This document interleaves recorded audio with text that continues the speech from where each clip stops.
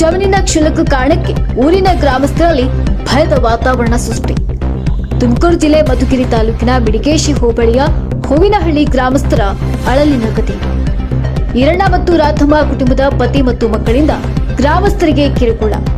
ಹೂವಿನಹಳ್ಳಿ ಗ್ರಾಮದಲ್ಲಿ ರೈತರು ಓಡಾಡಬಾರದೆಂದು ಅಂಗನವಾಡಿ ಎದುರೇ ರಸ್ತೆ ಗುಂಡಿ ತೆಗೆದಿದ್ದ ಭೂಪರು. ಪುಟ್ಟ ಮಕ್ಕಳು, ವಯಸ್ಸಾದವರು ಬಿದ್ರೆ ಹೊಣೆಯಾರು? ಕೇಳಿದ್ರೆ ಮಕ್ಕಳು, ಮಹಿಳೆಯರು ಎನ್ನದೆ ಹಲ್ಲೆ ಮಾಡಲು ಬರುತ್ತಾರೆ. ಸುಮಾರು 4 ವರ್ಷಗಳಿಂದ ನಿರಂತರವಾಗಿ ನೀಡುತ್ತಿರುವ ಕಿರುಕುಳದಿಂದ ಮಿಡಿಗೇಶಿ ಪೊಲೀಸ್ ಠಾಣೆ ಮೆಟ್ಟಲಿದ್ರೂ ಕೂಡ ಇನ್ನೂ ನ್ಯಾಯ ಸಿಕ್ಕಿಲ್ಲ. ಮಿಡಿಗೇಶಿ ಪೊಲೀಸ್ ಅಧಿಕಾರಿಗಳು ಕ್ರಮ ಕೈಗೊಳ್ಳದೆ ಗ್ರಾಮದಲ್ಲಿಯೇ ಸಂಘರ್ಷವನ್ನ ಹುಟ್ಟು ಹಾಕಿರುವುದು ಯಾವ ನ್ಯಾಯವಾಗಿದೆ?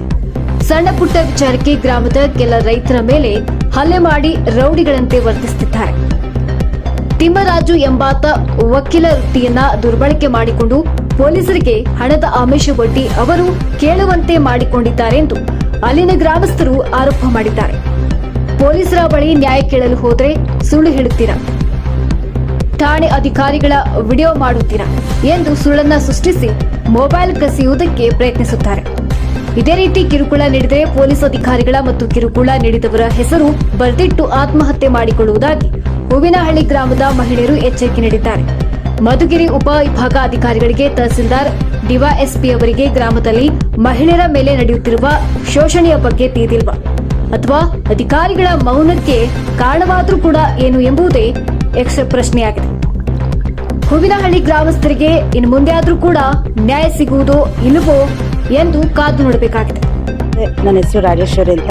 ನಮ್ದು ಊರು ಬಂದು ಮಧುಗಿರಿ ತಾಲೂಕು ಐಡಹಳ್ಳಿ ಹೋಬಳಿ ಹೂವಿನಹಳ್ಳಿ ಅಂತ. ಅವನ ಹೆಸರು ತಿಮ್ಮರಾಜು ಅಂತ. ಅವ್ರ ಮಾವ ಬಂದು ನೀಲಹಳ್ಳಿಯಿಂದ ಬಂದು ಇಲ್ಲಿ ಜೀವನ ಕಟ್ಕೊಂಡಿದ್ದಾನೆ. ಅವನ ಹೆಸರು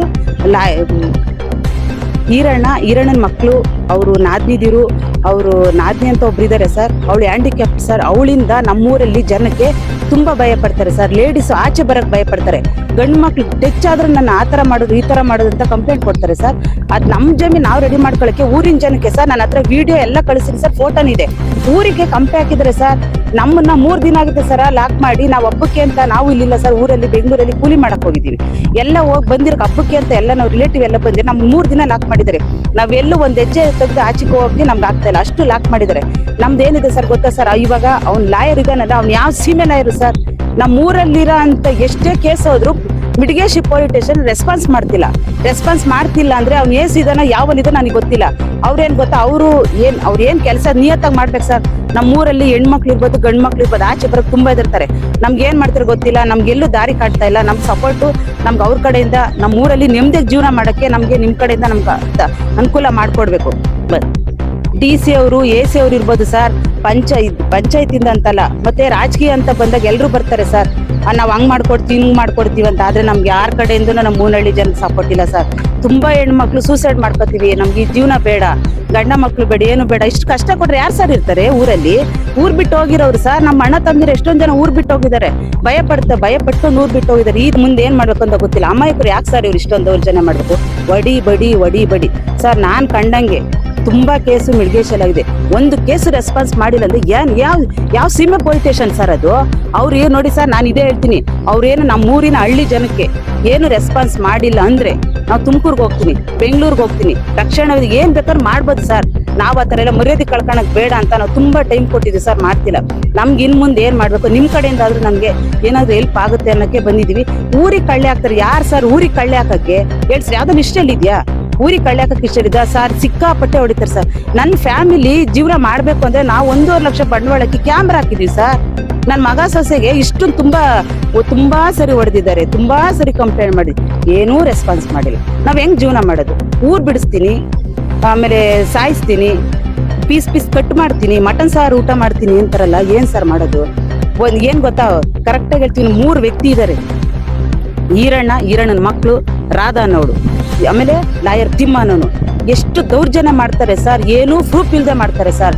ಏನಿಲ್ಲ ಸರ್, ನಮ್ಮೂರಲ್ಲಿ ಒಡಿ ಬಡಿ ಎಷ್ಟು ಹೊಡೆದಾಟ ಆಗಿದೆ ಅಂದ್ರೆ ನಿಜ ಹೇಳ್ತೀನಿ, ಯಾರು ಈಚೆ ಬರಲ್ಲ, ಯಾರಿಗೂ ಧೈರ್ಯ ಇಲ್ದಂಗ್ ಮಾಡ್ಬಿಟ್ಟವ್ರೆ.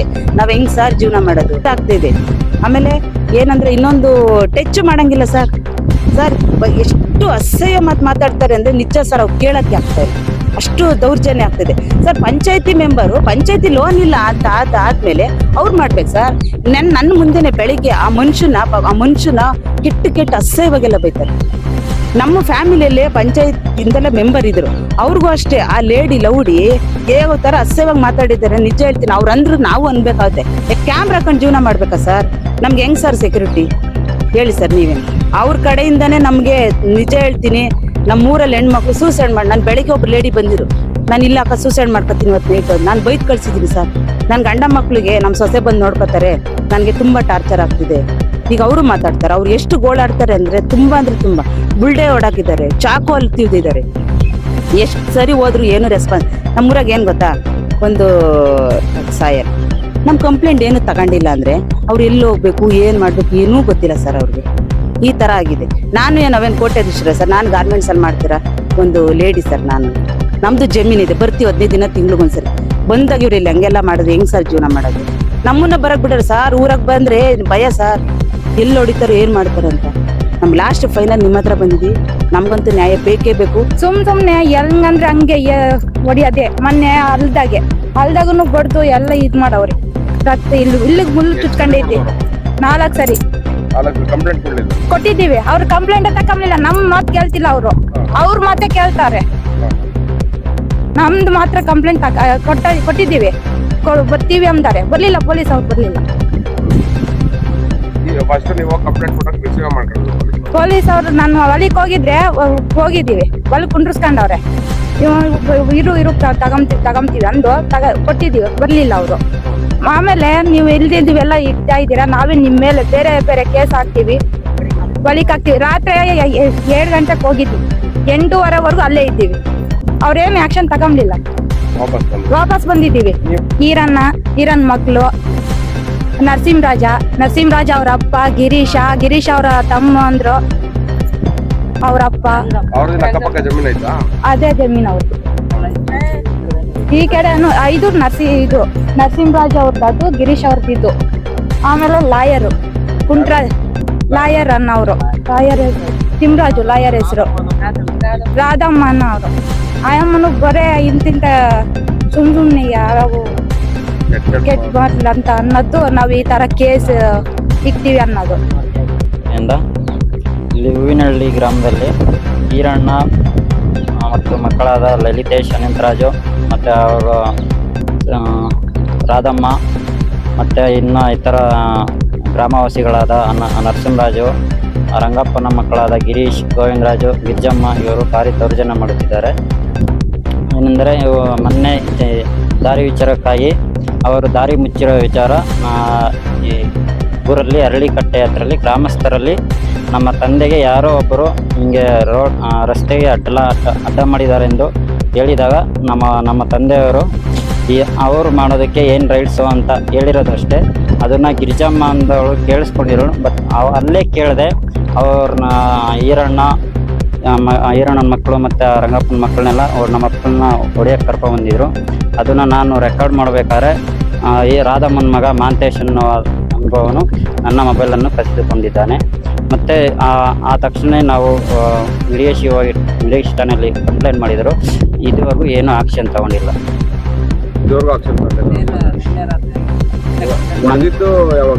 ಅದು ಸಂಜೆ 7 ಗಂಟೆ, ಭಾನುವಾರ ಸಂಜೆ 7 ಗಂಟೆ ಹೊಡೆದಿರೋದು. ನಾವು ಕಂಪ್ಲೇಂಟ್ ಮಾಡಿರೋದು 9 ಗಂಟೆ ವಿಡಿಯೋ ಠಾಣೆಯಲ್ಲಿ ಕಂಪ್ಲೇಂಟ್ ಮಾಡಿದ್ದೀವಿ. ಇದುವರೆಗೂ ಏನು ನಮಗೆ ಏನು ಚರ್ಚೆ ಮಾಡಿಲ್ಲ. ಅದು ಅವರು ಇವತ್ತು ಬಂದವರು, ಇವ್ರದ್ದೇನು ರೋಡು ಅದು ತೆರವುಗೊಳಿಸಿದ್ರು, ಮತ್ತು ಇವರು ಜಮೀನು ದಾರಿ ಬಿಡಲ್ಲ ಅಂತಂದ್ರು.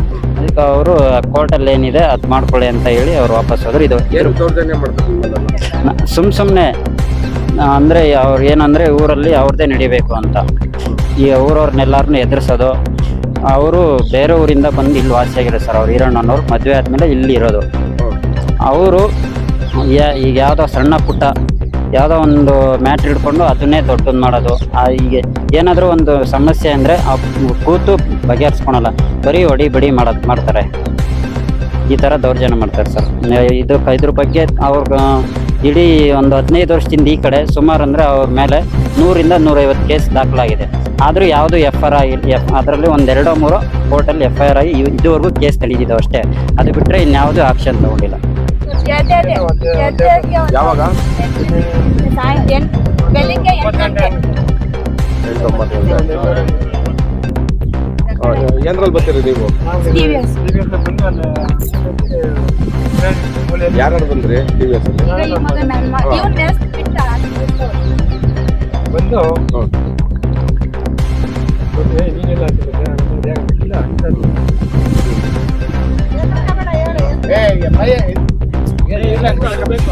ಅದಿರ್ಲಿ ಸುಮ್ನೆ ಇರು. ಯಾಕೆ ಹೊಡೆದಿತ್ತು? ರೋಡು ಮುಚ್ಚಾರೆ. ರೋಡು ಅವ್ರದ್ದು ಐತ ರೋಡು? ನಿಮ್ ಜಾಗದಲ್ಲಿ ನೀವು ಮುಚ್ಕೊಂತಿದ್ರ, ಅದಕ್ಕೆ ಬಂದು ಹೊಡೆದಿರೋದಾ? ಹಾ, ಗಾಡಿಲಿ ಯಾರ್ಯಾರು ಬರ್ತಿದ್ರಿ? ಮಗುಗೆ ಏನ್ ಮಾಡಿದ್ರು? ಹಾ, ಬಿದ್ರಮ್ಮ ಅಂತ ಹೂನಹಳ್ಳಿ ನಮ್ದು. ನಮ್ಮ ಯಜಮಾನ್ರು ಎಲ್ಲ ಕೆಲ್ಸಕ್ಕೆ ಹೋಗಿದ್ರು, ಎಲ್ಲ ಬೇರೆ ಊರ್ತ ಕೆಲ್ಸಕ್ಕೆ ಹೋಗಿದ್ರು. ಬಂದು ಜಗಲಿ ಮೇಲೆ ಕೂಕೊಂಡಿದ್ರೆ ಏನೋ ಅಂದ ಅಂತ ಹಿಡ್ಕೊಂಡು ಹೊಡೆದವ್ರು ಸರ್. ನೀವು ಒಂದ್ 100 ಜನ 150 ಜನ ಸುಮ್ನಿದ್ದಾರೆ. ಎಷ್ಟು ಜನ?